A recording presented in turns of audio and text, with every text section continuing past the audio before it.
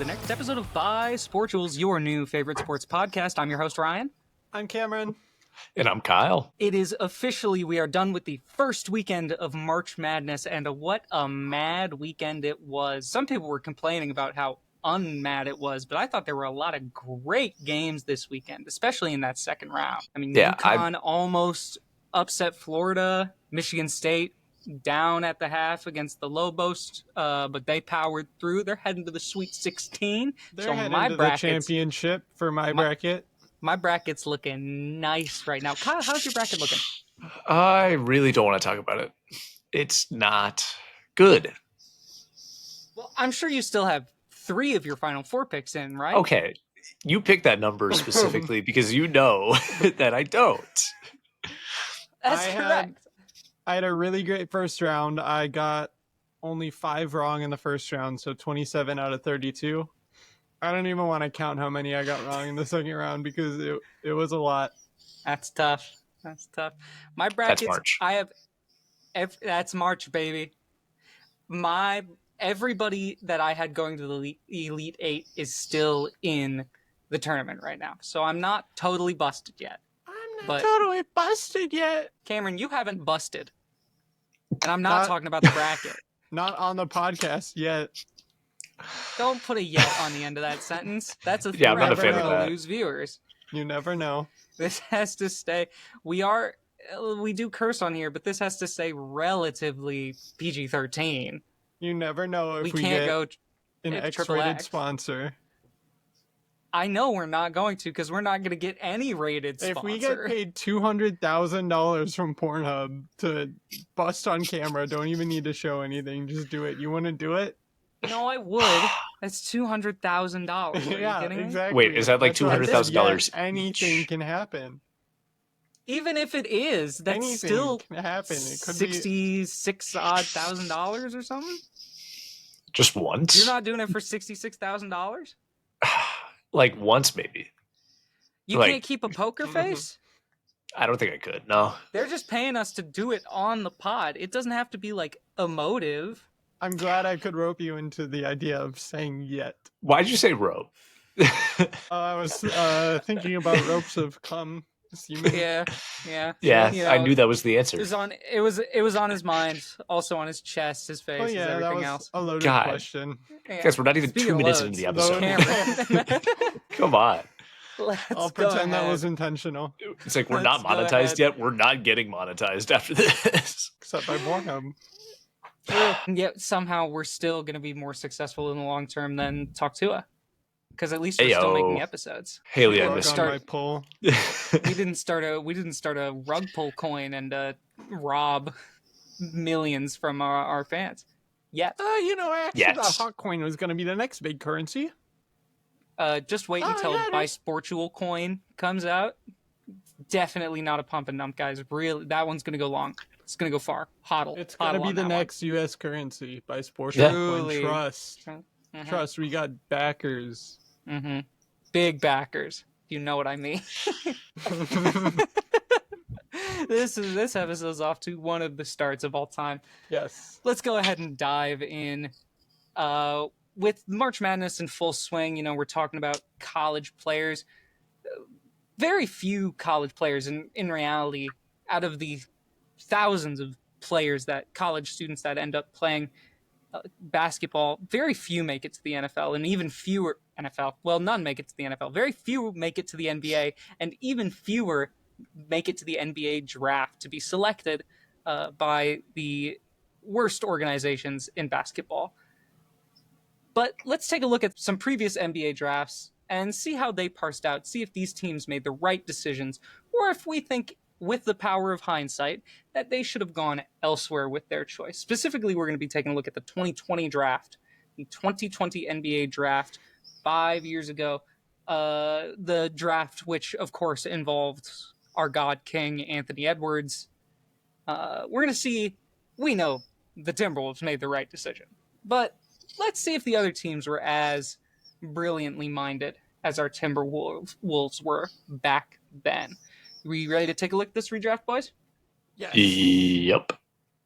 Yes. All right. So 2020, we open up, of course, with the number 1 pick the Minnesota Timberwolves select Anthony Edwards. We're not changing this pick because it was the correct pick. Yep. It was the and only if you pick. believe otherwise, Kyle has said he will drive to your house and he will give you a slap. I think you get to determine where he slaps you. Yes, he did say that. He did add that caveat.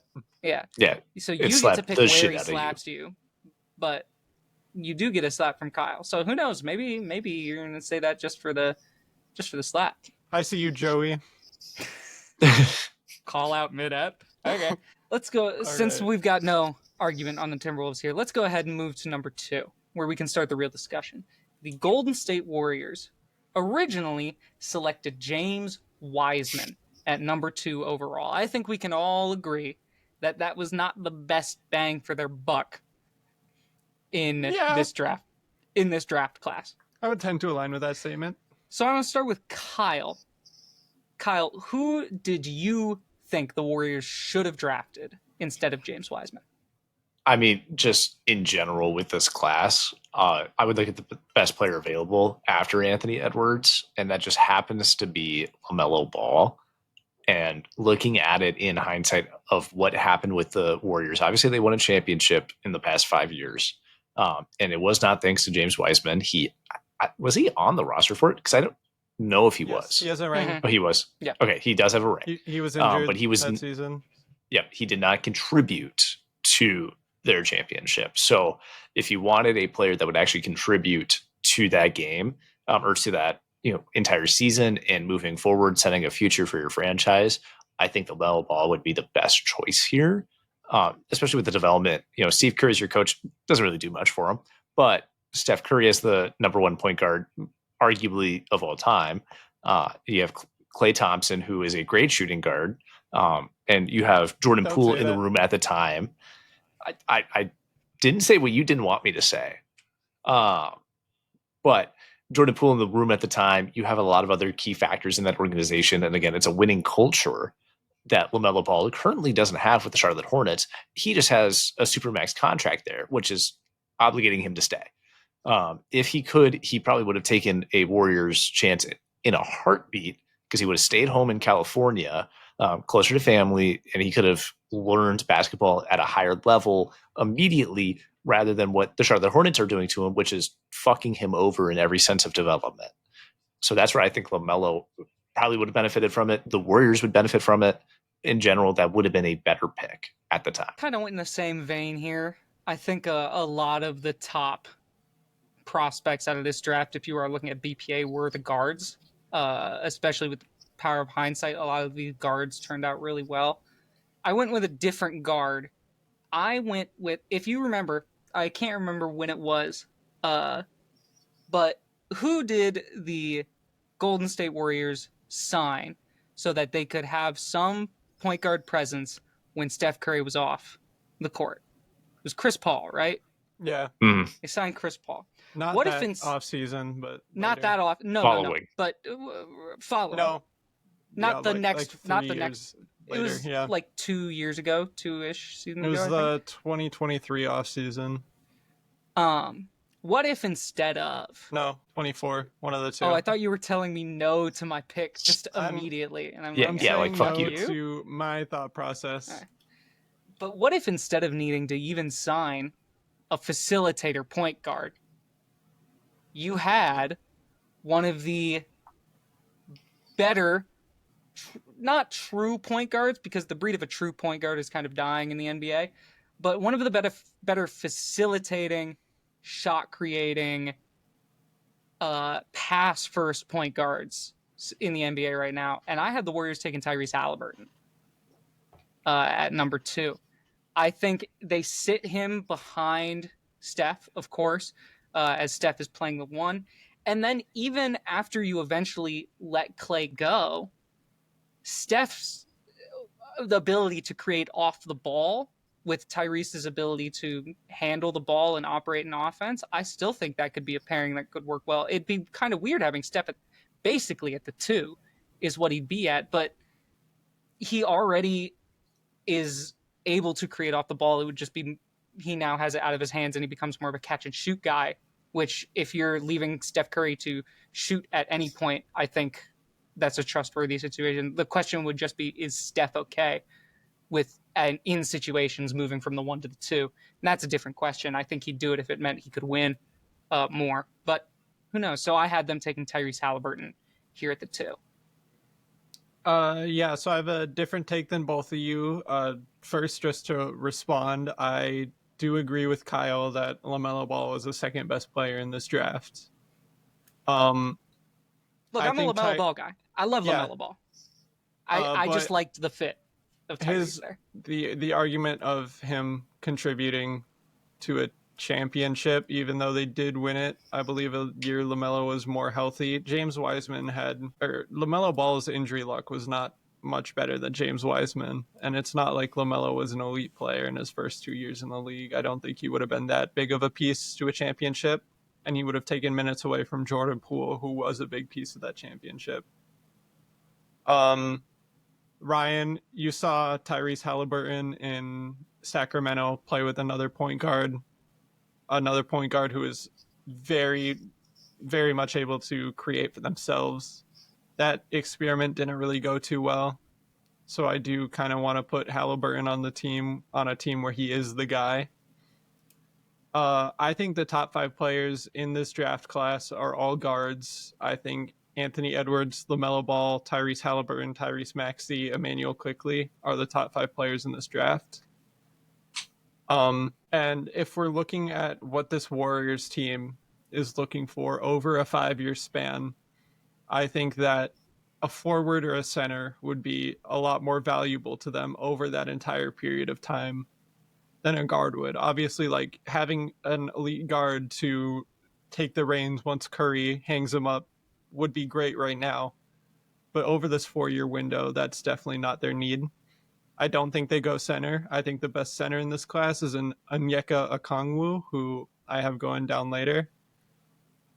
I have them going forward. This is one off season after they lost Kevin Durant. I want to give them a player who is elite on the defensive side of the ball, who has gotten better every single season he plays. Jaden McDaniels, you are a Golden State Warrior. I'm sorry. I love Jaden. I love him. He is not a second overall pick. No, but I'm not. I'm. If it was at the time, I don't think they would have taken him second overall. But we're looking with hindsight. With hindsight, I think that's a decent pick. Kyle, what do you think? I'm gonna give you the floor here. What do you think on this one? Frankly, I'm just too stunned to speak. Like, well, yeah. Do you have an argument against it though, other than he's not second overall pick material? I'm looking about what they need over these 5 years, and I think Jaden fits that best. Out of like the entire he's class? a top 10 talent in the draft. He's a top 10 talent. Yeah, I agree. I agree he's a top 10 talent. I don't agree that he's a top 2 talent. He other than all defense, as all he's technically earned. There's been no like. I'm trying to find my right words here because I'm just frankly flabbergasted. But how good of a defensive front court would Jaden McDaniels and Draymond Green have been, especially after Klay Thompson lost a step after his injuries? Yeah, it would have been good. That would have been but immediately he's not contributing. I'm still looking at this as like a best player available, and he's not the best player available. There, even though it may not be the best fit for the organization, granted with a number 2 overall pick, you probably want that, but reaching like that for a forward rather than trying to take talent. He's the best forward in the draft. So you have McDaniels at the 4 and Draymond at the 5? Or who are you running at the 5? Kevon Looney. Oh, okay.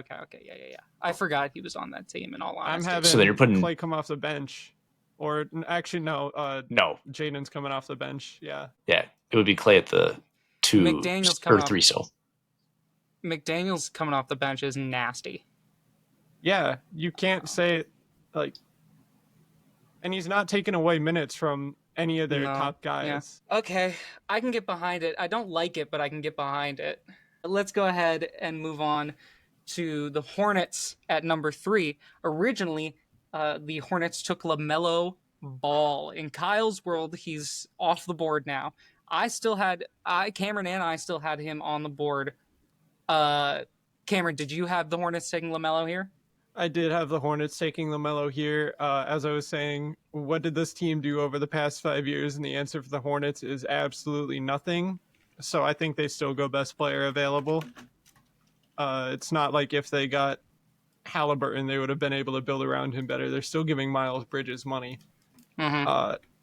Fuck him. Yeah, so I think in this situation it's best player available because they're not anywhere close to competing for a championship over this 5-year window, and the Warriors are. Kyle, just out of curiosity, who would you have had? I at put number Halliburton here Okay. because I would argue that he is the best player available without LaMelo Ball on the board. I did say that number 3 and number 4 are pretty interchangeable for me. Just it depends on what exactly the play style you want out of the two guards, because it's the other Tyrese is my 4. So yeah, Maxi's my 4, and it's just like, what style do you want? It's like, what would Charlie want to build around? Clearly, they don't have a choice on that, or it doesn't seem like they have an idea of what they actually want. So that's where I saw, like, either way, like the number 3 pick would have a good career in front of them in terms of stats. But success, it's like 50-50. I'm gonna agree. LaMelo Ball here is still the pick at number 3. Originally, I did have them looking at Tyrese Maxey instead, but because my main concern with LaMelo, he's done better this year with injury, but it's a 1 season of 5 thing. If he's next year, he is consistently playing games and isn't losing a majority of his season to injury, then my opinion will start to change on LaMelo Ball and his ability to be available. Because my opinion of LaMelo Ball as a player when he's healthy is, I love LaMelo. I'm a LaMelo guy, but if he does it next year where he can stay in consistently, then I will start to look at him as a truly more available player. But Cameron, what you said of didn't really matter for the Hornets. They weren't going to do anything, even if he was there. The 2 shining points of the Charlotte Hornets are LaMelo Ball and the Hornets announcer, because that guy is goated at his job. Great Don't voice. disrespect Hornets legend Josh Okogie like that. But I think with the turnaround, I think, yeah, LaMelo is the right pick here at number 3. So let's go ahead. Our first 3 sorted out. Let's go ahead and go to number 4. The Chicago Bulls originally took Patrick Williams. Cameron, I want to head to you first. Who do you have the Bulls taking in this redraft? They're going with Tyrese Halliburton here at pick number 4. With this, I get that you have Kobe White, and we've seen him develop, but he does kind of play more like a 2 now. Especially, with that team having so many point guards, that's kind of just where he slots in.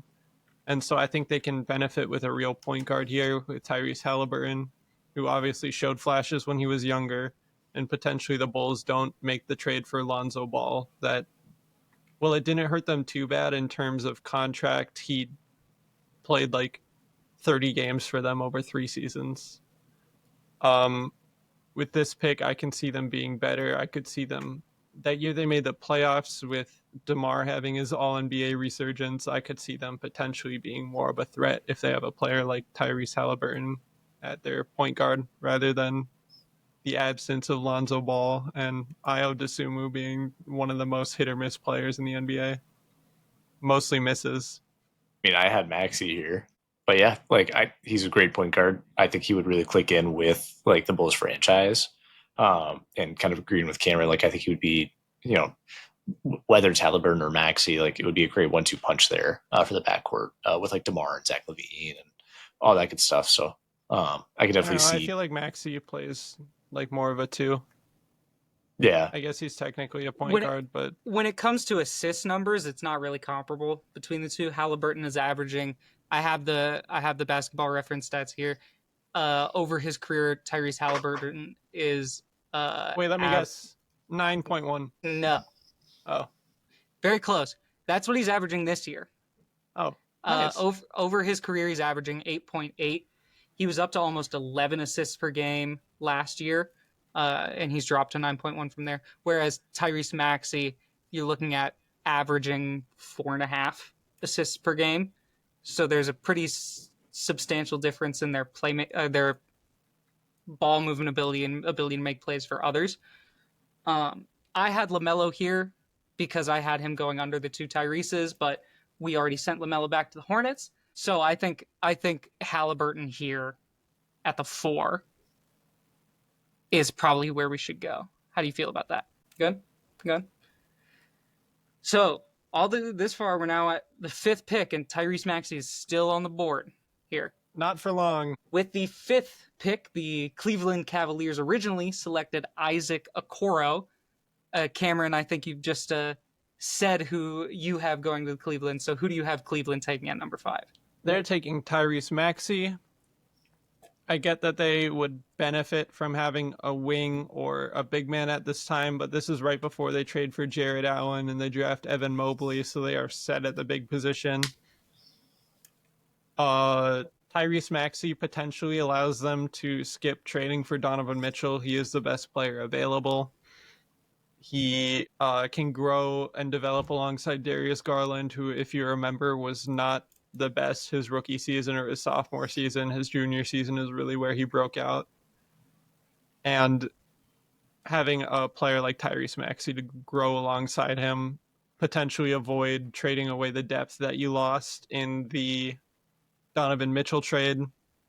I get that the Cavs are great right now. I get that Donovan Mitchell is a big part of that. But I feel like they could be just as great, if not better, earlier with a player like Tyrese Maxey, who allows them to keep some of that depth. Yeah. Originally, I had Tyrese Maxey off the board at this point, so I went in a similar vein. I went with a different 2 guard for them because they didn't have Donovan Mitchell at the time, and I thought this might be able to prevent them from needing to make that trade necessarily. But Kyle, who did you have Cleveland taking here? I had him sticking with Isaac Okoro here. I know it's probably a wild take. Have you looked at it? Have you? I just think that he fits on the team still. Don't look it up. How many points is he averaging this season? Probably like 5.5. You looked it up. No. This season, he is averaging 5.6. Yeah, go fuck yourself. But Cameron, I was just gonna say, like, your argument here was literally my argument for LaMelo at 2. Was like, yeah, draft a guard and he could develop in the room and he would, grow wing, and yeah. Why not go the best wing available? Maxey's not a wing. Do you think Isaac I don't think Okoro's the best ceiling wing. is higher? No, I do then not. Why'd you take it? Change it. Because I think he fits the role in Cleveland right at this moment on a potentially championship roster. He's a role player. Who would fit it better? It's a future pick. There's plenty of other people that would fit it better. Jaden McDaniels. Yeah. Best forward available in the draft. Because we did the McDaniels move, I think we can move forward with the Maxey move here. Sound like a plan? Yeah. Works let's for head me. on to the Atlanta Hawks. The Atlanta Hawks at number 6 originally selected Onyeka Okongwu. All due respect, but who? What do you mean? They're starting center? Yeah, it's the Hawks, dude. Yeah. Kyle could be the starting center for the Hawks. They have been hooping since the trade deadline. Brother, this pick was in 2020. What has been the last 5 years of the Hawks? They had made the one conference season. Finals. They had the one season where Trae Young earned his reputation, and then they have done nothing. And then potentially my selection here could prevent them making a move that helped them do nothing. So go I ahead. want to start with Kyle, though. We'll get Go to ahead. Cameron. Kyle, go ahead. Well, Give us I was your gonna pick say- at number 6. No one's gonna like it. I said Patrick Williams because they needed height at the time, and I would argue that Patrick Williams was a better player than Okongwu at the time. For Onyeka. Didn't we just have Pat Will on the? Who was the? No, that was Javon Carter. Pat William also has a very bright smile that can light up a room Yes. on his ESPN picture. So I was like, wait, didn't we just? Cameron, who do you have? I have Emmanuel quickly here. I think having a backcourt partner to Trae Young that is not a destined to be a point guard like DeJounte Murray is, could be very beneficial for them. Could potentially help them avoid that eventual trade for DeJounte Murray that did not work out at all. Those two players could not play together because they are both point guards. Yeah, I think Okongwu was a solid selection at the time. I think it gets like a B plus, A minus grade because he is their starting center now, but it's not like Clint Capella has been bad over these past 5 years. Only recently he started to slow down. Yeah, I think Emmanuel quickly makes sense with the Atlanta Hawks.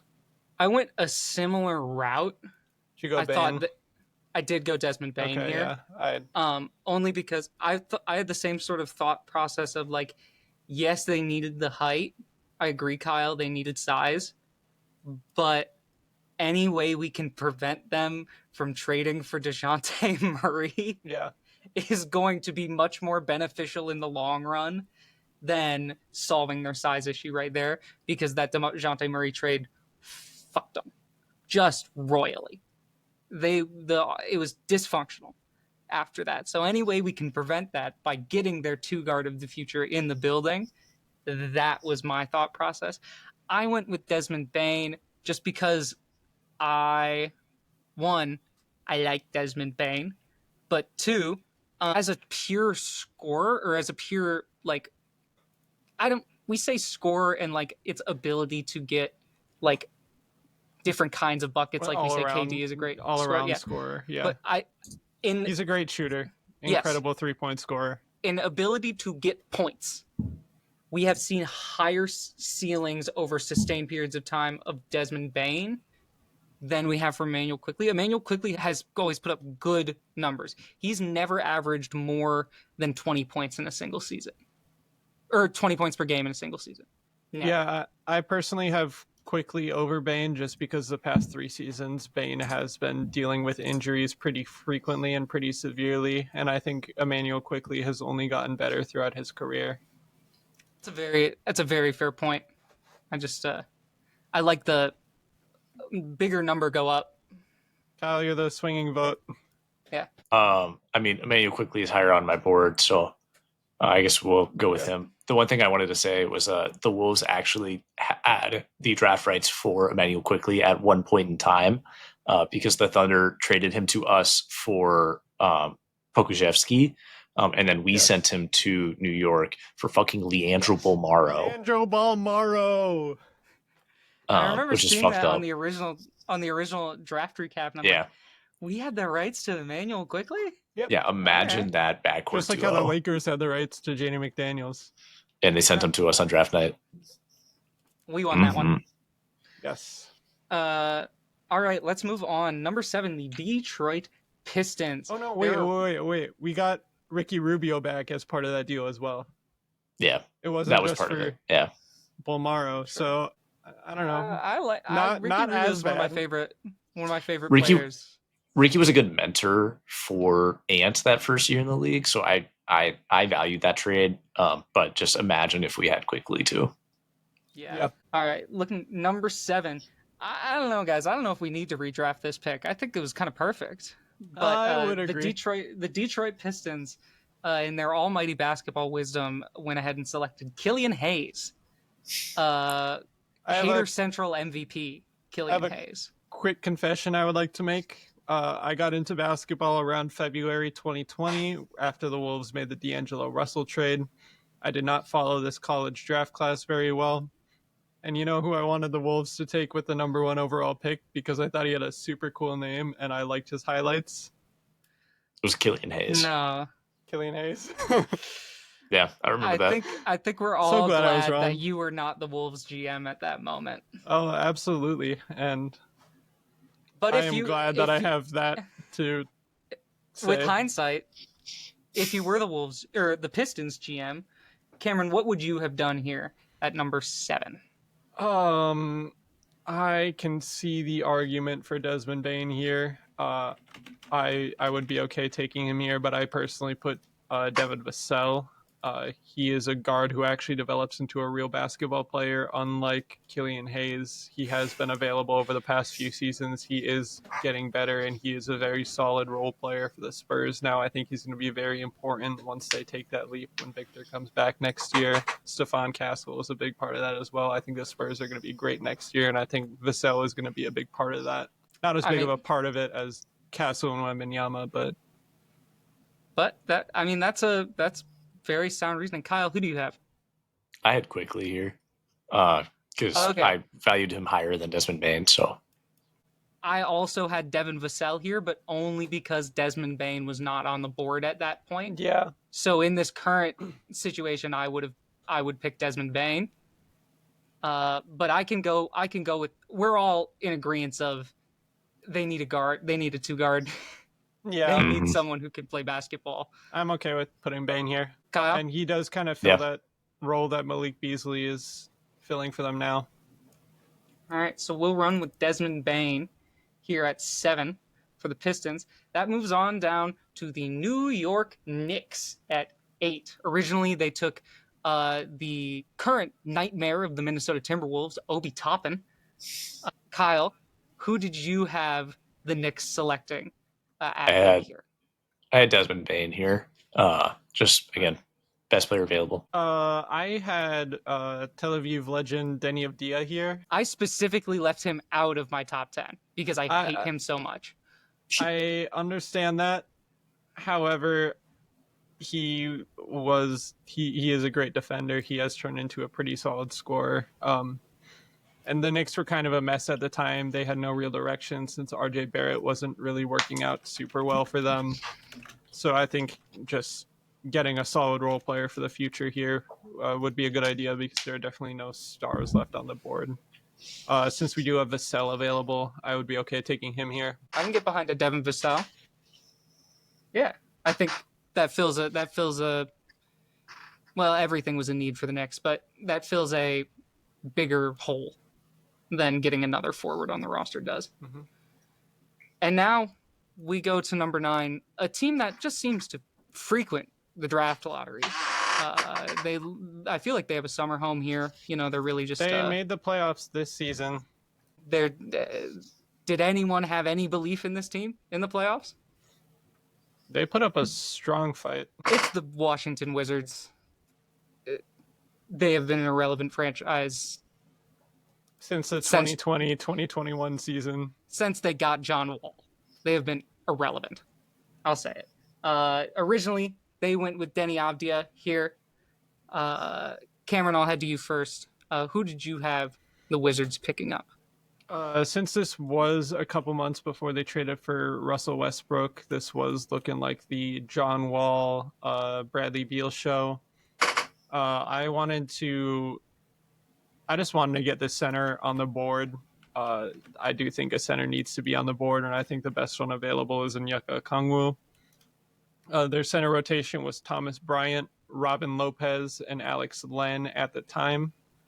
And they haven't really done much better until they traded for Jonas Valanciunas, signed him this past offseason. Now they've got Alex Sarr, who has some potential. But I think you go with a player who's been solid over this 5-year stretch, and Onyeka Okongwu definitely does that for them. I can't really picture who their forwards are. I believe they have a Bogdanovic. I don't remember. Yeah, I don't know. I still like center here. I also went in the big market. I went with Onyeka Okongwu because I did think at the time they had their guards. You had the back end of John Wall, and you had Bradley Beal. You had Chris Paul, who eventually became Jordan Poole. Yes. Kyle, who did you go with here? Jaden McDaniels. Great forward. Mm-hmm. That would be it. That would, well established. Best forward in the draft. Yeah. If he was still on the board here, that'd be a steal for the Washington Wizards. Absolutely. Go from one Washington to another. Yeah. Finally, we have the Phoenix Suns picking at number 10 to round out the top 10. Originally, they took Jalen Smith with the number 10 overall pick. Kyle, I'll head to you first. Who do you have the Suns taking in this here redraft? I said Cole Anthony because I thought he was a pretty valuable pick. And in terms of guard play for the Suns, other than Devin Booker, I don't think that they had much at the time. Chris Paul was great for them. This draft was 2 days was after this when they Chris traded for Chris Paul. Oh, yeah, it was Chris 2 Paul days after. Yes, because I'm thinking of a different year. They made it to the championship. Damn, they had their guards. Cameron, who do you have? I have a guard who's not expected to be a starter for them, who I'm not making that argument for. A guy who has proven he can contribute to championship level basketball off the bench. I have them taking Peyton Pritchard. They've got Mikal Bridges and Cam Johnson at the time. I don't think they need to take Denny Avdia, even though we still have him available here. Who was their second point guard? Campaign? Okay. Because I really want to sneak in a little Trey Jones love here. He was in this draft class. Pick. He's not a top 10 pick. He's not, but I like the Jones brothers. He's growing, but he's not a top 10. Yeah, maybe at the end of the day, the Suns had the right idea of trying to get a Jones brother in there, and they just got the wrong Jones brother. Maybe it was Trey that they needed and not Tyus. Maybe. They had success with a white guy off the bench named Grayson Allen, and why not get a better white guy off the bench named Peyton Pritchard? It's a very good point. I can get behind Peyton Pritchard here. All right, so that rounds out. Let's go ahead. Let's move on. This upcoming draft, everyone can agree on one thing. You know, people are fighting about religion across the world. People are fighting wars right now. But everybody on this planet Earth can agree on one thing. And that is that the number one pick of the 2025 draft class will be Cooper Flagg. It's not a question. It's not up for debate. As long as he comes out this year, he will be the number one pick. So he does not want to go to Charlotte. Allegedly. No, he does not. Who does? Fair point. They did pay Mikal Bridges money. And what kind of organization do you... We love Mikal Bridges. Miles Bridges. Looking at Cooper Flagg, we all agree he's the number one pick. There's been a lot of consensus number one picks in the NBA. Where do we think that Cooper Flagg is going to pan out in the history of number one picks? Are we looking... People aren't saying it. Like, people were talking Wemby up, to the moon. But are we thinking Cooper Flagg could be up there, possibly in a top 10 of all time conversation, maybe even a GOAT conversation? Do we think he may be just a really good first overall pick, more like that John Wall, consistent, good player? Or is he the next Anthony Bennett, aka not good and a miss? Kyle, I want to come to you first. Cooper Flagg, is he LeBron James or is he Anthony Bennett? I say that he's neither of those players and that he's actually Cooper Flagg. Oh shit, really? Yeah, I would agree. I just think that his career, I see kind of panning out as like a Giannis style of a career. Maybe not like Giannis echelon, but definitely something where he maybe starts off a little slow. He doesn't have that same gusto that he had in high school or in the NCAA. When he comes out, maybe a little weak. Maybe he's not starting. Maybe he's not, putting up 20 points a game. We're kind of expecting him to. I think he's going to start slow. And then over time, he's going to get some development. He's going to learn the game at the NBA level, and he's going to blossom. I think that his kind of peak could be a top 5 in the league for a year or two, maybe 3. Kind of his peak window there, top 5 argument. Get 1 or 2 MVP votes, maybe. Yeah, just a couple.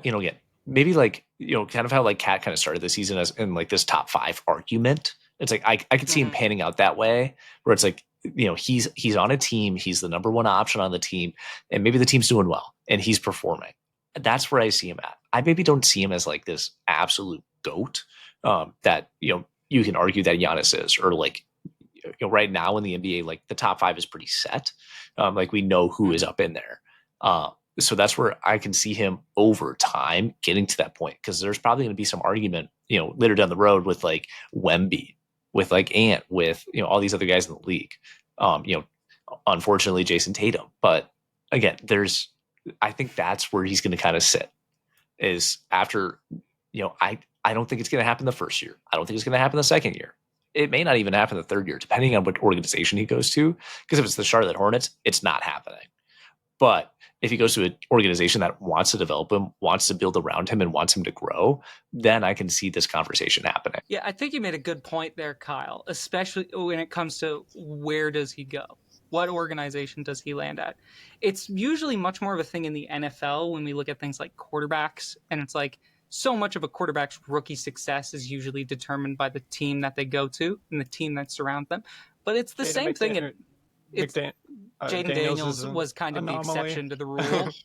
Jaden Daniels, it's like him and rookie CJ Stroud and Cam Newton were all in that kind of like, we defy the system around us and we make the team better. Yeah.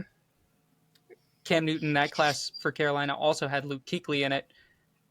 Or no, different draft class, but Luke Kuechly. I just rewatched his highlight tape today. God, oh, he's a beast. That dude was so good at football. God, he was electric. I bet he retired so early. True. He's still got 8 years. But especially, if Cooper Flagg goes to somewhere that is just a truly bum-ass organization, Wizards, I could see him having a quite slow start. Not like we saw from Wemby, where it's like, oh, he comes in and he's already showing us. He's not at his peak by any means, but he's showing us what he can do. I think part of that, the reason Wemby did that in his rookie year is because he went to the Spurs and he had Greg Popovich, one of the greatest coaches of all time. And so if he goes to a truly shitty organization, which I think is a very real chance, I definitely agree. We could definitely see a slower start. Cameron, how do you feel about Cooper Flagg? I agree with just about everything you guys have said. From what I've been hearing, he's sort of an offensive project, not to the level that Giannis or like Scoot Henderson was, but he's going to come in as an elite defender. I can definitely see that happening. I can definitely see him, taking a year or two to get to the 20 points per game mark, but once he gets it, he's going to get it. And I think he's going to come in and be an immediate impact player on the defensive side of the ball. I don't agree, Kyle, saying he might not start right away. I think if he's being picked first overall in this strong of a draft class, especially this strong of a prospect, he will be starting. Especially if he's going to a shitter. Yes. Right. That would be that's the big thing. It's like, oh, you have nobody. So why would you not start the kid, see what he's got? Yeah, I agree with all that. I think he will probably be a multiple-time All-NBA player. I think Kyle's sleeping on him a little bit there. Or I don't know what you're really thinking about that. Saying I can see him being top 5 for at least 2 or 3 seasons in his late 20s. I don't know. Once he develops into the full player he can be, once he potentially gets a team around him that is able to play off his strengths. I do like the Giannis comparison. Mm-hmm. I don't think he's as much of a project as Giannis, but I do think he has the potential to be a player like Giannis. I think absolutely. Yeah. You're talking about, I think he could, and like Giannis, not necessarily like run and dunk man, but elite on both sides of the ball. Yeah. I think he has more finesse to his game than Giannis does. But also like Giannis, I think a key point here is he needs someone. He needs a cast surrounding him. Like Giannis, when they won the title, they had Chris Middleton, they had Drew Holiday, they had a solid cast. They had Bobby Portis. Shout out Jr. Narcotics. Got given the wrong pill. Yes, but Splash Mountain. They had a cast around. Cooper Flagg, I think, is very similar. They had the white boy of the year, Dante DiVincenzo. That is true. They did. True. The big ragu. I think Cooper Flagg absolutely, after like 3-ish years, maybe in the NBA, is gonna hit that. 20 points per game mark. I think he's going to be a presence on the defensive side of the ball. He's not going to be AD. He's not going to be like a defensive player of the year candidate, but he's going to be. I could see it. He's going in the future. He's going to be one of the, he's going to be one of those guys. He's going to be one of those guys where it's like, oh, he is a serious presence you have to deal with. He's a game plan guy. He's a guy you have to address in the meeting room beforehand and be like, how are we going to deal with this? I think if we're comparing him to another forward who has that level of defense in the NBA, look at Evan Mobley. I think he's going to be a better Evan Mobley. I like that comparison. I like that a lot, actually. I like that. Good one. Nice pick. Good brain. Why, thank you. With all this talk of Cooper Flagg, the draft conversation is so centered around him and what he's going to be. That tends to be the case with a lot of NBA drafts, especially ones where it's like so clear who the best player is. We kind of tend to lose focus, especially the rest of the first round. Are there any players that you think deserve, maybe not top 10 mentions, but deserve to have a little bit more spotlight on their game from the college level? Cameron, I'll start with you. Shout out Ace Bailey and Dylan Harper over at Rutgers. How the fuck is that team so bad? Those people, they're great. They're rookies. They're going on. They're one and done. I don't think it's a hot take to say that they're going to be number 2 and number 3 in the draft. I don't know this draft class super far down, but I do want to shout out Trey Holloman, who could potentially be a second-round pick drafted straight out of Trey Holloman. Straight from Minnesota. I don't think he's coming out this year. Okay, well, if he does, if he is, from Minnesota to the MSU Spartans to the NBA. I don't know. He's not ready for the Trey Holloman shout out. Well, I'm so happy. I just wanted to shout him out because he's a bucket and he's from here. He's one of the 2 only 3-point shooters that Michigan State has. And I'd like to shout out the other 3-point shooter that they have, 4-year player Jaden Akins, number 3 on the Michigan State Spartans. That dude, his presence defensively and his ability to play within the defensive scheme, he can lock you up one-on-one. MSU's defense switches a lot. So he can navigate switches, and when need be, he can navigate screens when they're not switching or if they're playing a zone kind of thing. And dude's wet from 3. When he's stroking that thing from deep, which I heard multiple announcers talk about how he was stroking it from deep this last weekend, he didn't even shoot that well in their round of 32 game against New Mexico, and he still led the team in points. He had like 18 or something points, because Michigan State doesn't have a lot of players that put up large single point totals. It's a lot of like 9 here, 10 here, 7 here kind of thing. But Jaden Akins, dude's a bucket, and dude will put serious pressure on you on the defensive end. Yeah, and then just a couple more players quick who have been hooping in March Madness and are declaring for the NBA draft, not the MNBA draft. Shout out Juju Watkins, shout out Paige Beckers. Women's tournament on fire. Juju's not eligible this year. Juju's a sophomore. Mom is not eligible. I thought she was. No. Juju's joined USC last season. Okay, but she's a bucket, and I wanted to shout her out. She is a bucket. I don't remember what the WNBA rules of eligibility are for the draft. I think you have to be in college for 4 years. Yeah, you have to be in college all 4 years. Yeah. You can't be one and done for the WNBA. My WNBA ball knowledge was lacking. Not having a degree. And that's a travesty. Because if you watched Nafisa Collier play basketball, you'd want to pay her more money too.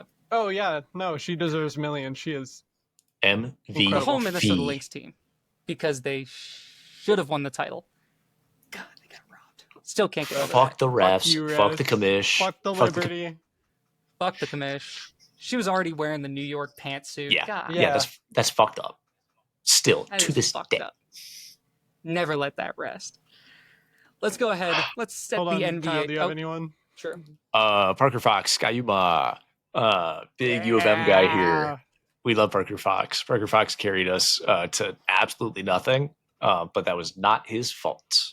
And I'm he assuming he he's did what he Parker could. Foxy You could say that. Does from Five Nights at Freddy's. Parker Fox? Does Well, would you say that Parker Fox?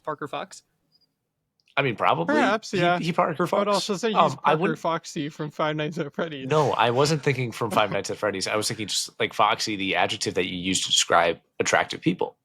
Someone yeah, who fucks. it can be that, but then Exactly. it can also be from Five Nights at Freddy's. He doesn't even look like Foxy from Five Nights at Freddy's, so it doesn't apply. Well, not only would Minnesota be losing a player in Parker Fox, they also just hired their new head coach for the Minnesota Golden Gophers basketball program. Former head coach of the Colorado State Buffaloes. What is Buffaloes? Wait, no, they're the Rams. Sorry, that's Colorado. Yeah. I don't know, but what are the odds it's the Colorado he's State gonna do Rams. anything? 0. The basketball program gets. It's the AD's fault. It is not the head coach, and I said it. Yes. Yeah. No, that's correct. Like factually, on the AD. Mm-hmm. Let's go ahead. Let's set aside the basketball talk for now. And let's get into the gridiron. Let's get down the nuts and bolts. Some real American man sports. American We gotta talk man about pigskin. for white guys. Talking about the gridiron. What happens between the yard lines, between the hashes? Yeah. There are many important positions when it comes to the NFL. As you may remember, 2 episodes ago, we talked about the most important position, the quarterback. And we built our own preferred, perfect NFL quarterbacks. But really, what is a quarterback if he has nobody to throw to? Ask Drake May, because he's got nobody to throw to. So to help our perfect quarterbacks along, we are going Osborne is nobody to you? Kendrick Bourne is nobody to me. KJ Osborne isn't on the Patriots anymore. They cut him. Like, in the middle of last season. He was. I don't know. He might have was. caught a pass from Drake May during practice or something. Maybe. Practice, not during the season. We're talking about practice. Let's go ahead. We are going to build our perfect wide receivers to complement our perfect quarterbacks, of course. We have, as you will be able to see here, 6 categories that we are pulling from for our ultimate wide receiver. Here we go. We have speed. We have hands. We have contested catch ability. We have body, swagger, and as is critical to wide receivers in the NFL, criminal record. Nice Google profile photo. Thank you. That is my your senior headshot. picture. No, that's my headshot. That's my professional headshot. Or no, that one's from. Wait, is it? That one is from high school. Yeah. I was gonna say, is that still your professional headshot? No. Because you. Everyone, good. if you have a crush on that photo, that's a child. I'm absolutely cropping that out. Okay. Darn it. So this whole Wait, you did want to keep untitled spreadsheet in there? Shit, hold up. One sec. Wait, you don't want to keep a toolbar in there? Hold on, call it something racist. Ultimate wide receiver laugh. All right, now this is all staying in. Thank God. No, don't. No, don't. Because I said name it something racist. Yeah, you. Okay, just mute Cameron for that Don't section. keep it in. No. Cameron, it's actually staying in. Okay, No. to our listeners at home, we're going to pull the curtains back here. Cameron is actually a closeted racist. He does not like and anybody. You'll see that through this draft. He's not. He swears on it. About it. He's I'm not not. closet about it. You'll see this draft. Yep. You're not going to pick Julian Edelman for body? No, I'm not actually. I have a different pick. Wait, you're not picking Adam Thielen for speed? He is on my board. All right. No. So I have, again, we did random number generation. This is another snake draft. So I will start, then it'll go to Kyle. It'll go to Cameron. He will have the last pick of round 1 and the first pick of round 2. And we will circle until we get through all 6 of our categories here. I do have the first pick. And with the first overall pick, I am going to go with who I think maybe nostalgia is tinting my glasses here a little bit. Oh boy. but one of my favorite players who I think had some of the softest, most consistent hands in NFL history. I'm going with former Minnesota Vikings ball boy, Larry Fitzgerald. Yep. He was on my board. I'm going Larry Fitzgerald here. Good pick. I loved Fitz. Dude, what a legend. What a legend. One of my favorite players of all time. Just a GOAT. Mhm. A true I think GOAT. I think that this draft is going to be pretty heavily skewed towards some Vikings greats or maybe Vikings adjacent greats with Larry Fitz. Because I my have next no one pick. from the Vikings on my board. Oh, really? Yeah, it's not Not like the a Vikings single have any player. history of... No, not a single Viking on my board. No. You They don't literally have a just said you had history of, Adam having Thielen on your great board. wide receiver talent. I don't. I said I didn't. That was a No, joke. you do. We know you do because you're You racist. literally said it. Yeah. I You don't. racist I piece of said- shit. You said really, and I said no. I Oh. don't have. I don't have him because on it's my board. opposite day for Yeah. Cameron only in that Mhm. moment. I'm not And he actually drafting meant Adam it. Thielen. If I was, I would have worn the jersey. All right, Kyle, Uh, it goes to I you. have a white guy jersey. Yep. I'm not racist. Because you're racist.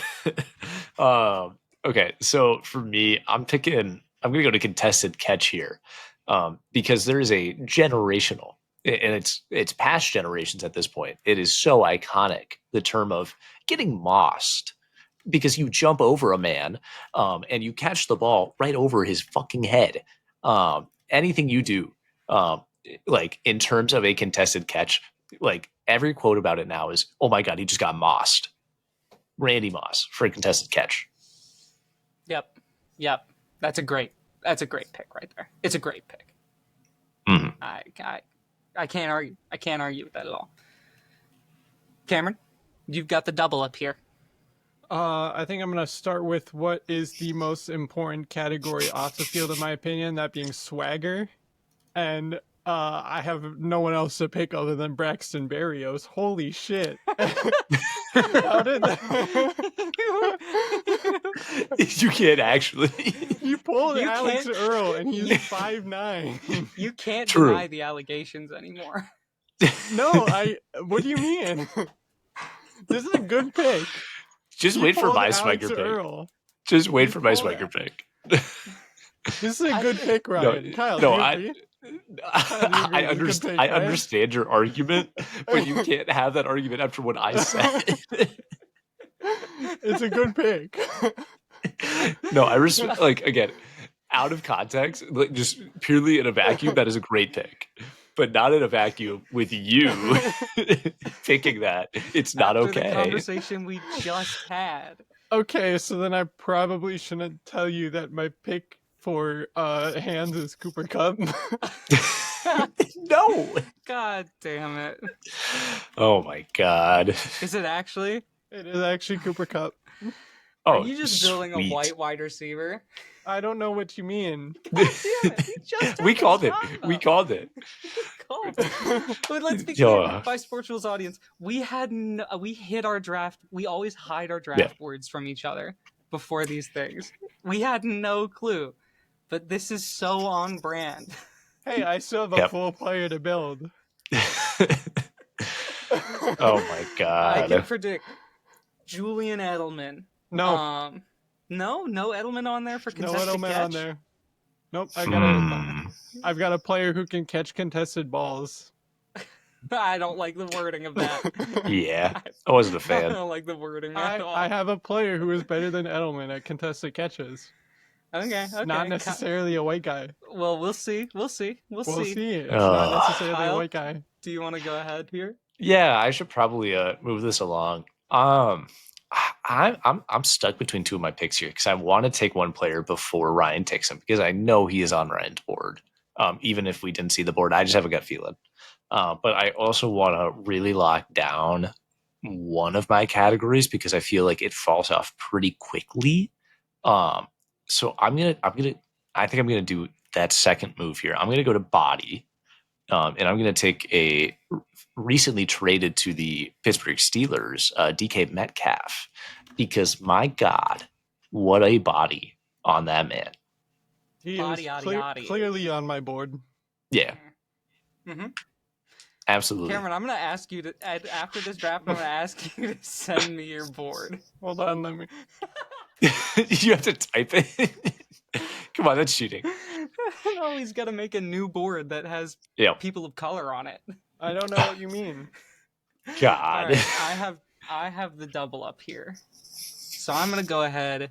I'm gonna dip into the contested catch pool, and I'm going to go with a player who may be the next Randy Yeah. Moss. I I'm know going exactly. Justin Jefferson here. Yep.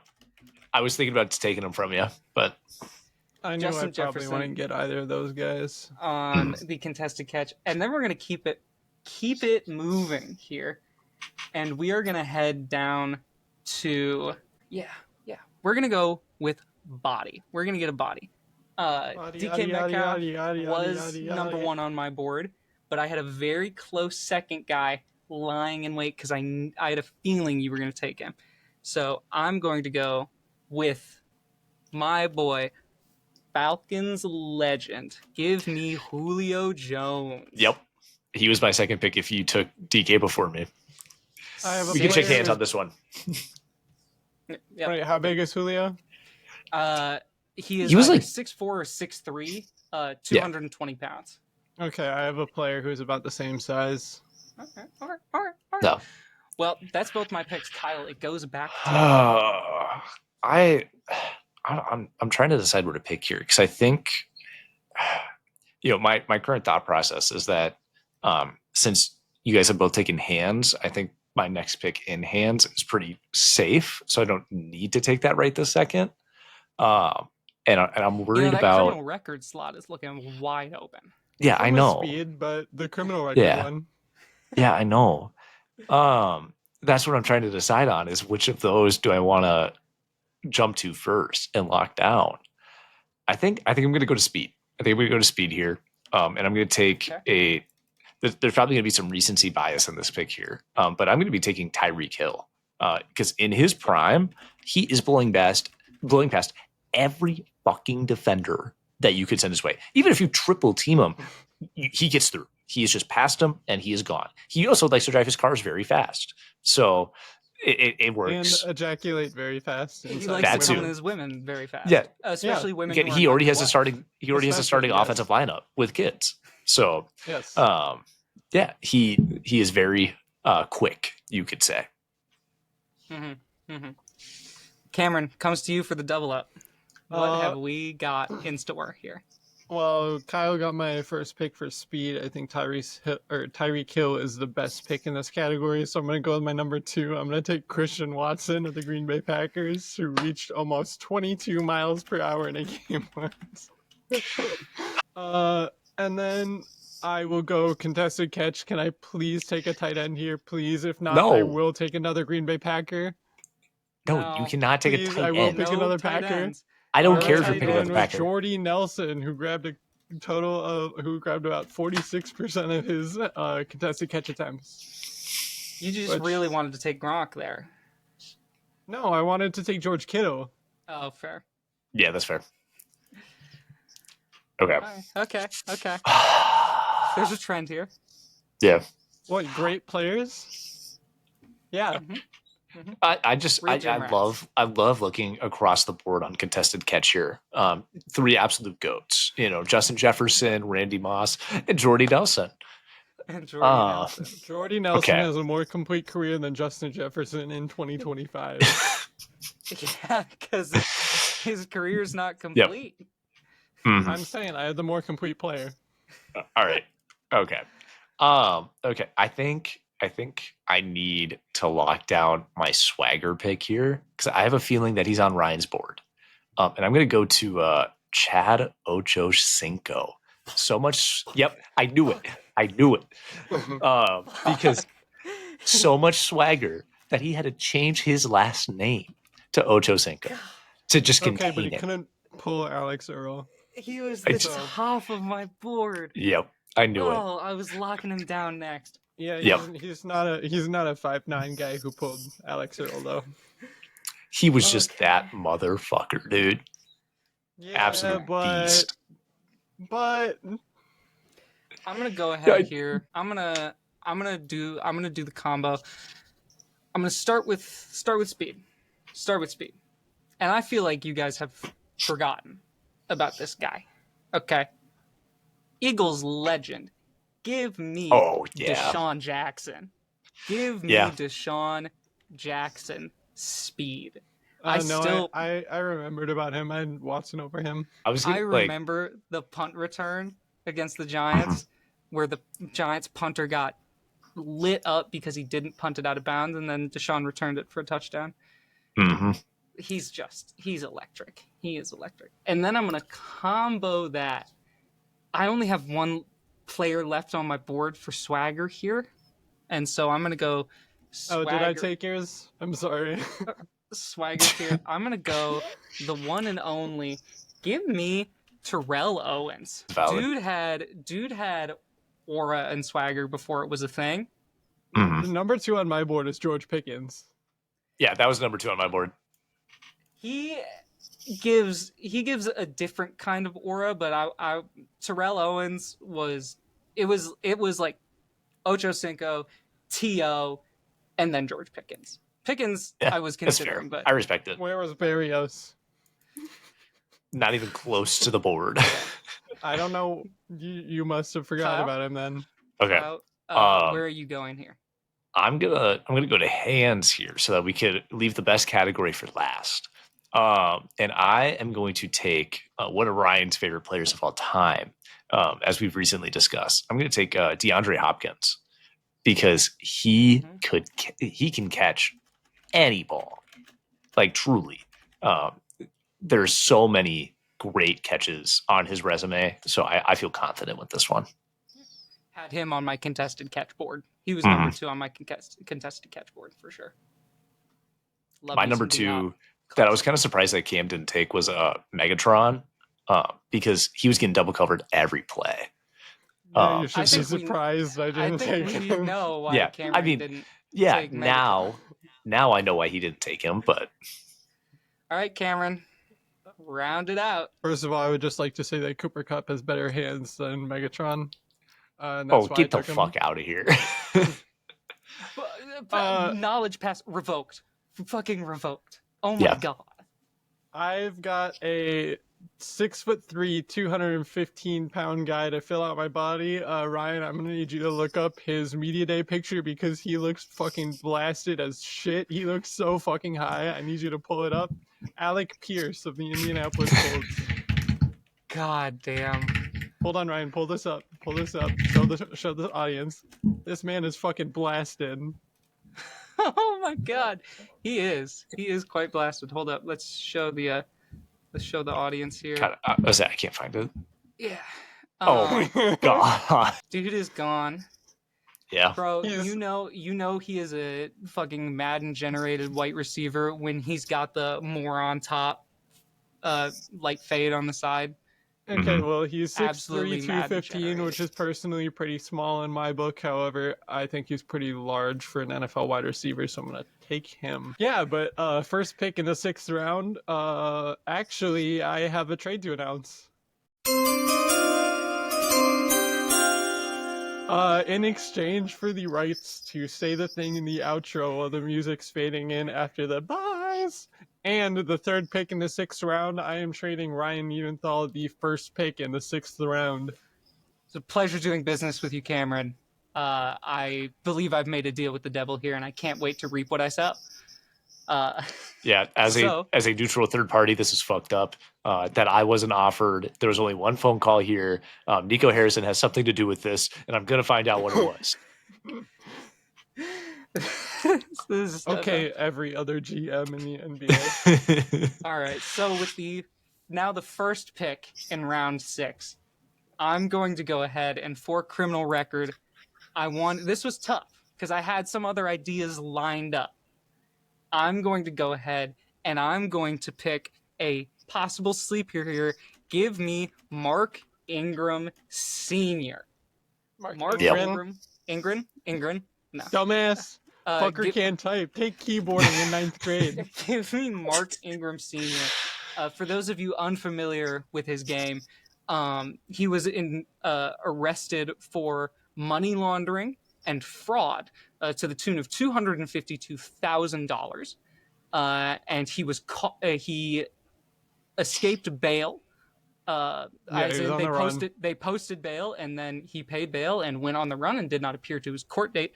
And how they tracked him down was they caught him at one of his sons, Mark Ingram, the Mark Ingram we know, his football game for the University of Alabama. So he dodged bail and missed his court date and got arrested just to go see his son play football. And if that's not a heartwarming story worth 7 years in jail along with 5 years probation, I don't know what is. That's a heartthrob right there. Mm-hmm. I So definitely with that don't have pick, that for Kyle. my pick. Kyle, Yeah. it He goes was to on my you. board. Mark Ingram Sr. was on my board. Yeah, sure he was. For my pick for criminal record, this is, again, I talked about recency bias. I'm going to go with a current wide receiver for the Minnesota Vikings, a Mr. Jordan Addison. And for those That's a unfamiliar, lame crime. he has 2 on his criminal record right now. One of Yeah, but them they're was. still lame ones. Can I actually talk, please? Yeah. Okay, thank you. So for those unfamiliar, Jordan Addison was pulled over on the side, I believe it was Highway 35, going about 141 miles an hour in his Lamborghini, claiming that he needed to take his dog to the hospital, which, if that's not heartwarming, again, you got to take care of your family, you got to take care of the dog, but definitely did not need to go that fast. The second crime that is currently still in a trial period was this past summer, 1 week after his teammate at the time, Kyrie Jackson, was murdered in a drunk driving accident. He was arrested on suspicion of a DUI. I believe this was in California. Mhm. He He does smoked not. that Alec Pierce pack, then got behind the wheel. Yeah, and then Then pulled was. over and went to sleep. Mm-hmm. Yeah, he was brought to jail, I believe, for like 10 hours or something before getting released on bail. And his charges are still pending just because of the NFL season. And I believe the NFL is still doing an ongoing investigation for him.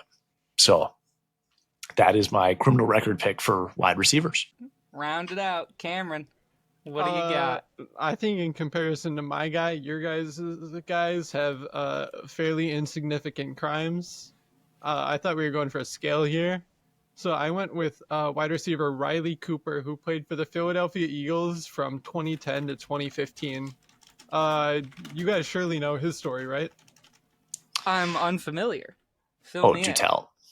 Okay. Well, in 2013, after getting denied backstage entry at a concert, he yelled the hard R N-word at a bouncer in a threatening way. He Mason Rudolphed him. Yes. He Mason Rudolph. And I think that is worse than any crime you can commit. If I ever have the crime of being racist, officer, lock me up. I would never do anything The police are like that. The police are rude currently. I would never draft only white players for positions in a wide receiver draft. Never. You'd never that do would something be racist. like that. Send me to jail, lock me up, officer. You know what my theory is, Kyle? Yeah. Just let it He's go. getting off on this. He's definitely getting off on this. This is a kink for him. I don't know if it's like a power thing of he wants the police to come and arrest him. Maybe he just likes to feel the handcuffs. But he's definitely getting off on this, definitely. I'm just saying being racist is worse than any crime you could ever commit. I'm going to need you to retract that statement right now, because there are a lot worse crimes you could commit. Like than someone being racist? I had no? second on my board. Yeah. Do you think he didn't do it? The glove didn't fit. Wrong position. He's not a receiver. I'm going to be honest. I wanted to put him third on my board. I was talking about Antonio Brown. You want to talk about a proficiency of crime. I think being racist is worse. That dude's got a myriad of different crimes, ranging from defrauding an arena football league team that he owned a part of and refused to pay the team, to real crimes like sexual assault. which is Yeah. worse than racism. I'll say it. But has he ever been racist? Like, for example, doing Cracker of the Week? It's not Cracker of the Week, it's Cracker of the Day. Oh Yeah. shit, there's so many crackers. Hashtag CTESPN. Yeah, I think Riley Cooper is the biggest criminal in this wide receiver class, and that is why I'm picking him here. All right. Well, folks, you can see our build a wide receivers there on screen. I think my player is grittiest. Definitely a gym rat. He's got the highest IQ. You gotta give me gritty, hardworking, first one in, last one out, high IQ, real coach's kid, real student of the game, film rat. You gotta give me that. I do have to give you that, but and also can pull Alex Earl. Go ahead. There's a poll on Spotify. Go ahead. If you're on Spotify, go ahead, vote in the poll. Tell us who won. If you're not on Spotify, go ahead, throw it down in the comments below. Who And do just you remember, think only one of won these this wide draft? receivers is able to pull Alex Earl. Just remember that what we talked about before this throwing section this started. out like it, She is Yeah. so hot. yeah, but is that He's comparative to- 5'9". This is unreasonable. All right, let's go ahead. Let's get back talking about the NFL. We are, as I've said for multiple weeks now, we are deep into the off season, and the owners' meeting is coming up relatively soon here, as when at some point, I can't remember exactly when the owners' meeting is, but one of the things that they talk about at the owners' meetings are rule changes. The NFL sees rule changes every year. Some of them work out really well. I can't name any examples, but some of them do, and some of them are absolute failures, like making pass interference challengeable, or the new kickoff rules, which I've seen a lot of backlash this year. I actually didn't think the new kickoff rules were that bad, but No, I'm kind of a fan of them. I am for The only- anything that reduces injuries, and it hasn't really affected my enjoyment of the game. the only valid reason I've seen for backlash has been no more surprise onside kicks. But I think they should just get rid of the onside kick anyways and allow you to. I've seen the proposal, I think it's from the XFL, of allow you a 4th and 15 to try to convert to get the possession I back. like that, but also a successful onside kick is so electric. True. Mhm. True. It is. It's one of the few stressful parts of special teams other than a Minnesota Vikings punt return or field goal. Or a field goal. But there have been multiple new rule changes proposed, especially by the NFC North this offseason. The Packers have gone ahead and asked for the banning of the controversial tush push. The Lions have asked for 2 new rule changes, a change to playoff seeding where division winning does not determine the first 4 seeds. It is purely determined by record of all qualified playoff teams. They've also asked for the automatic first downs to be removed on certain defensive penalties, specifically defensive holding, and I believe defensive pass interference. If you look at the stats, it's because they committed the most of those penalties last year, and they want the penalties removed. But I want to start with Kyle. Which, if any, of these new rule proposals, which of them do you back? And if you could propose your own rule to the competition committee, what would you throw their way? I think one that I'm just looking at my list here, and I had notes for all of them, just in terms of like the arguments that were made in the proposals of it. So like the playoff seeding restructure, I maybe misread it, but it sounded like there was no guarantee that like a division winner was getting into the playoffs with the wording of it. So that's where I was like kind of iffy on it. I think that would be really cool to see wildcard teams hosting playoff games, but the way that it was worded in the proposal, it seemed like the division winners weren't even guaranteed. So it kind of eliminated the factor of actually winning your division. And granted, again, I could have read it wrong. I could have misinterpreted it. But the way that I saw it, like it seemed like it was really devaluing the division winners, which I think is bad for the league, because we see in the NBA, division winners have no fucking decision on playoffs. And I don't think that there's no meaning there for a division.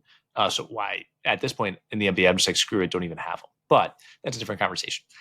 So for that one, I was like, I can understand, like, as long as like division winners are guaranteed a spot, because granted, even then, top 7 records, there's going to be, the reverse argument of, well, we won our division, like we should be in the playoffs. even if there's, 3 other divisions that have 3 great teams, again, there's so many other wild situations that could come up without a guaranteed playoff spot for division winners. So if it is that division winners are still in and then they reseed it from there, then I would agree with it. But the way that I currently saw it or originally saw it, I think it's still flawed and flunky. For the defensive holding and illegal contact, the main part of it that I can agree with is an automatic first down. Because if it's like a 3rd and 15, and maybe there was just a quick little push, something happened and they call it a, defensive holding or an illegal contact, and it's a 5-yard penalty, to automatically give them a first down, I think is a little egregious to the defense.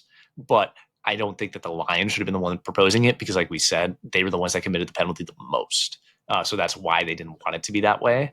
Again, I can understand the they are calling it the Terrian Arnold rule based off of Lions defensive player Terrian Arnold, who committed because he a does ton it of penalties all the time. Yep. So I can understand the competitive part of it with it just automatically being a first down for a 5-yard penalty. Probably isn't fair because I don't think there's any other 5-yard automatic first down penalty. So I get it, but I think that at the timing of it and the team that is proposing it is not maybe fair or unbiased, you could say. In good faith. Yeah, in good faith. Yeah. Again, I can respect the argument. I just don't respect the team that is making the argument. And the same kind of thing goes with the tush push. At least their argument for it from the Packers was player safety. But I don't think there's been a proven injury from a tush push play. It's just more like competitively, it doesn't like add any value to the game of football. And it's like a 90% success rate. It's ridiculous. So it's like, if I was the Packers and I wanted to propose this rule, I would say that they should have at least made a competitive like argument of like, there's no way to defend it because that is a precedented rule change that has happened in the NFL before. Like look at the chip or that there's no way to defend it. Right. But I'm saying in the proposal itself, their argument for making the rule change, because you have to come up with something, was that it's a concern for player safety. And it's like, no one's been hurt from it yet. So I think that argument is still too early. Like you could literally just say, hey, there's no way to defend it. And it's not fair to the game of football for teams to attempt to do that. And again, there's way other ways to word that. I think that eventually, if we really want the tush push to be eliminated, like there has to be either some change on the defense for rules, or there has to be an injury that comes from it. The rule change that I wanted to see, or at least I kind of thought of, was I wanted to allow coaches to challenge any penalty call or no call. But if you use your challenge on a penalty call or a no call, like you're saying, hey, that should have been a pass interference, or that shouldn't have been a pass interference, or that should have been a holding, whatever it is. No matter what, no matter the results of it, or if it's on a call or no call, you lose that challenge for the rest of the game. You don't get it back. Because then it would actually drive the value of it of like, hey, this is a really impactful play. You made the wrong call. I'm challenging it. So it's not on this. Because if you can keep challenging no calls, then no matter what, we're going to sit on 1st and 10 for the first quarter for 3 hours straight because there's going to be a holding call every fucking play. And they're going to keep winning it. And they're going to say, oh, that's a holding on that side. Oh, it's a holding on that side. And you're just going to play through the cycle. Like you're not going to actually finish the game. Whereas like if you lose that challenge, no matter what, then you have to value it. So I think that would be an interesting change. I just warn you. Do you remember what happened the last time the NFL made a penalty challengeable in pass interference? It was a complete and utter failure. Yeah. Challenging penalties is such a tough thing because I'm going to talk about it in my rule change because I do have a rule change there. But challenging penalties is so tough because especially when you slow down footage, bang bang plays look so different when they're slowed down, and it just becomes a like we're gonna stand with the call on the field kind of thing. It can be tough. That would be my warning to the competition committee on that rule. But Cameron, what are your feelings on the proposed rule changes? Yeah, Kyle, I was curious about the same thing with the Lions' proposed playoff seeding rule, so I looked it up while you were talking. It does allow for it. It does still retain 4 division winners and Okay. 3 wildcard teams in the playoffs. The exact wording is they want the potential for the wildcard teams to have a higher seed than division winners based on record. Okay. So I So must that have would still misread allow it. it. And in that case, all for it. Hell yeah. Give teams with the best record the best or home field advantage in the playoffs. I don't think that's a hot take. They deserve it. I don't think the Rams deserved home field over the Vikings, even though they didn't get it playing Scottsdale.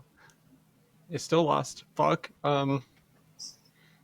Yeah, the other rule about defensive plays being automatic first downs, I don't think they should reduce the penalty on those plays. I think it should be at least 10 yards. If it is 10 yards for pass interference, if it's under 10 yards, then no, I don't think it should be an automatic first down. It should be wherever the thing happens. So the proposal only comes on defensive holding and illegal contact from the defense, because that is currently a 5-yard penalty and an automatic first down. Okay, yeah, no, then that shouldn't be. I thought we were talking about pass interference as well, because in that case, I think if it's No, defensive pass interference is still a spot foul automatic first down. okay, yeah, that yeah. I agree that it shouldn't be the Lions delivering that message because they are the perpetrators of that crime. It's just don't do it if you don't want the penalty. It's an arsonist saying I should be allowed to set things on fire, guys. Yeah, it's just like if you don't want the cost of the penalty, then don't commit the penalty. Exactly. For the Lions, if a different team proposed it, I would be more okay with it. I'm not like super against it, but I agree that it's weird that the Lions are the ones that did it. The Packers will change on the tush push. I agree, player safety isn't really the biggest concern, but I think it's kind of unspoken between all owners that yeah, it is unfair. Yeah, it is a free touchdown if you're in the red zone. I don't think they really need a real argument to want to ban it. I think a lot of people want to, but the Packers have just wanted to the most for a while. Mm-hmm. And then did you have a new rule that you'd like to introduce to the competition committee? I couldn't think of something huge. I know what you just said about reviewing penalty calls, but biased Vikings fan, make face mask calls reviewable or challengeable. Yeah, I feel like it's pretty clear to tell if it happens or not. And especially on video, it's not like one of those things where it gets mucked up even if it gets slowed down. Pretty easy to tell. Mm-hmm. And I think it should be reviewable and challengeable. Mm-hmm. So I'll get to. I actually have 2 and maybe 3 proposed rule changes here that I think the NFL could adopt. But when it comes to ones that are already proposed, the playoff seeding, I'm actually against it. I think the playoff seeding is fine as it is. Sure, it's fine, but it could be better. Winning your division has to mean something. And I think it should mean home field advantage. I think it should mean you against a wild card team, you have home field advantage. That's what I think the stakes of winning the division should be. Let's be clear. The Minnesota Vikings, even without the home field advantage, if they had home field advantage, I don't think it was going to change the fact that Sam Darnold shit the bed. And I know we as Vikings fans are kind of scarred of, we just had a 14-win season and we went on the road in round 1. What's up with that? Winning your division has to mean something. I think it should mean you get an automatic playoff spot. This is also my hot automatic take. Playoff spot. It should also mean winning your division. Freudian slip. And it should Freudian be slip. Home field advantage. Home field advantage. Here's my other. Fuck your mom. Freudian here's slip. my other. That's you, buddy. What? Yeah, you've said it multiple times. I have not. Your mom? Your mom? Yes. No, Kyle's mom. Oh, yeah. Okay. Hey. That's not true. That's not true. We remember what Griffin said. We remember. Yeah. It's our most popular quote. But my other playoff hot take, and I'd be okay with this one, but I'd also be okay if they didn't. Did we really need the 7th seed? Yeah. No, we didn't. No, we didn't. Playoffs were good when it was just 6. When has a 7-2 game ever been a good game? It's been a good game like once in the 5-ish years, we've now had a 7th seed. What seed were the Bucks when they won the play? When they won? They won their division. No, they didn't. No, then they were the 5. When the Tom Brady Bucks or the Baker Bucks? Yeah, Tom Brady. Tom Brady Bucks were 5. I'm pretty sure. Or they won the division. I can't remember which one. They did not win the division. They were a wild card team. I remember that. So then, the only 7 they were seed. Not a 7. Okay. To win was the Green Bay Packers against the Dallas Cowboys 2 years ago. Yeah. Mm-hmm. Oh, okay. And then they got rocked. It's just, I think you can give the 2 seed a bye. They're still not going to have a home field advantage if they go up against the 1. And it makes the playoff race more interesting because this year we kind of knew what the 7 playoff teams were going to be by week 15. Not necessarily in the AFC. Not in the AFC, but we knew that was really only an argument for the 7 seed, if that's your argument. Yeah, of like it because the 7 was either going to be Miami or the Broncos or Cincinnati, the Bengals.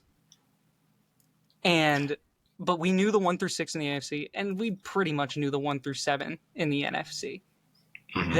There would have been so many more stakes involved if there were only 6 playoff spots and there were 2 wild cards. So that would be, if you want to bring back like the stress at the end of the season for more teams, I'd say get rid of that 7th or 3rd wild card spot. I think it's fun having 6 games to watch on wild card weekend. Fair. I agree. I think the other important thing too is like when we only had 6 seeds, there was 16 games, not 17 games. So that extra game adds more layers to playoff seeding. So there's probably, if there's only 6 seeds, there's probably more opportunities for like ties and really niche tiebreakers. So I can understand those aren't really fun. Yeah, no, because like even if you win like that last week and it's decided that, oh yeah, the random coin flip from week 6 that you guys lost is the reason why you don't get into the playoffs this year, that would suck. So I think that's why we have to keep it at 7, just because there's 17 games. I'm going to be totally honest, Kyle. Mm-hmm. That argument makes no fucking sense. How about you? That is the most inane argument I've ever heard in my life. Those two things are not at all connected. I feel like it would make sense if you were arguing for 17 games if you had 6 teams in the playoffs. The tiebreak rules are the same. Yeah, but they're not fun to see, and they're less likely to see the more games there are. Okay, but we didn't see tiebreak rules used that often, and we saw them last year with the weird Cincinnati situation, but even then, all of that is solved. Just win your games. That's what it comes down to. Win your games. You don't have to worry about tiebreaks if you win your games. Okay. Tush push, I do think they'll ban it. They'll say it's for competitive reasons. Because it's already illegal to pull offensive players. If you're an offensive lineman, you can't pull the ball carrier. Why can you push them? That's probably going to be their reasoning, in all honesty. Unknown. And then the defensive, removing the first downs, fine. I'd like to see, honestly, and I know we've benefited from it a few times now, go to the college rule on defensive pass interference. Do not make it a spot foul. It is 15 yards and a first down every time. Because either that or you have to stop throwing pass interference penalties on underthrows where the receiver has to come back to him. You have to do one of the two. Either you stop throwing that flag and say that's not a penalty because the ball was underthrown, or you change the penalty. You have to do one of the two, because that is the worst thing, and not the worst, it's one of the worst things in football, is when you're playing great defense and the QB's about to get hit, they huck a ball down the field to a go route, they get hit so it's underthrown, and the DB who is playing good defense gets a pass interference call because the wide receiver tried to come back to it, but the DB was there. That's such a, either you can't call those or you just have to change the penalty. That's my take on that one. But my real rule change, the rule change I want to see, every penalty should be replay reviewed by New York. You should have a dedicated person to each game doing replay reviews on every penalty, because nobody gets mad when a ref throws a flag, they get it in their ear, and it's like, yeah, you might want to pick that one up, and then they pick it up. But if they either don't throw a flag or they throw a flag and then they have to go to review for like 15 minutes and look at replay review happens or whatever, replay review needs to be used more often and more efficiently, because then it's going to allow refs to, if they think they see something, throw the flag, and then you can pick it up if replay review says, oh, there wasn't actually a flag there. It's the same logic they did with fumbles 2 years ago when Minnesota got robbed of 2 fumble return touchdowns because they called the play dead. And they said in the offseason, refs, just swallow your whistle until the play is officially over. If it's a fumble, don't call the ball dead. Just let them play out, and then you can call it dead later. It's the same thing, but with penalties. Help the refs. Help the refs get it right. Their job is hard. Help them do better. That's my real proposal.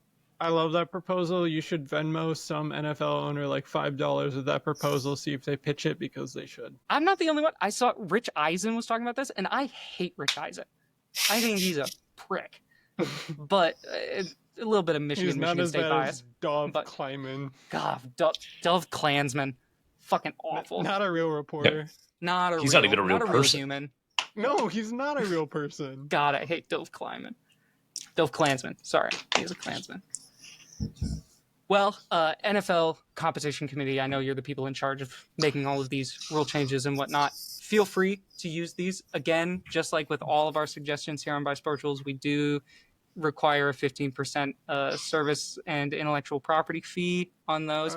We'll just take. I'd like to point out that the Jacksonville Jaguars, the Dallas Cowboys, and the Las Vegas Raiders have yet to pay us. True, they've yet. And every month that goes by, that goes up an extra 10%. Yes, yep. We will be in contact. Yes. Just know that if you want to avoid those interest fees, because they rack up, and I already know Vegas doesn't have a lot of the Vegas 40%. Raiders don't have a lot of money. Yeah, it's tough. Compounded monthly. So get on it now. Feel free to contact us bysportuals@gmail.com. Feel free, send us an email. Let us know. We can get you our Venmo information. At the end of the day, if you also want to like sponsor us, we could take that too. We can work something out here. If we can get sponsored by an NFL team, then I think we will be more agreeable. Yes, I think if you want, maybe just I know you just negotiated a new deal. Maybe just like a tinge of that media rights deal, just like a little. Just allow us to play 5 seconds of a clip instead of 2. Yes, let us access to NFL Films archives, dude. That'd be sick. That'd be worth it. That'd be worth it. Okay. Yeah. Keep your money. It'd be just like us and Brett Coleman, and that's it. Because all I'm saying are we have spoken with our legal team. Yes. So we'll be in contact. But less about that, and let's get to some good stuff. You know, it wouldn't be an episode of Bisportuals without the one, the only. It's Cameron's album of the week. Cameron, what have you got for us this week? Today I have the album American Recordings by Truman Sinclair. This album came out on February 14th, 2025. I did not listen to it on release day, number one, because I didn't know who Truman Sinclair was, and number two, because Venturing Ghost Holding dropped, and that was my album of the year, at least up until this week. So I don't have a ton of background on Truman Sinclair. He's done a few interviews, but there's not a lot about him out there. I did read those interviews, gather some things I thought were interesting. He grew up in Chicago around age 13 to 14. He moved to Los Angeles, and now he is a wrinkly old man at age 23. Hey. He recently... I'm 23. Old. Fuck you. That's fucking old. 2002, baby. Yeah. I really hope I didn't spit on my camera, but you did. It's all over. You look shitty now. Yeah, he is now an old man at age 23. He recently graduated from Bronny James USC, recording this album in a 3-month span in his final semester. He started playing in a band at age 9, grew up listening to a lot of emo rock and also folk music. His parents were big fans of like Woody Guthrie, Johnny Cash, Timothy Chalamet. moving into Los Angeles got him a lot more interested in this folk scene that he kind of got vaguely from his parents.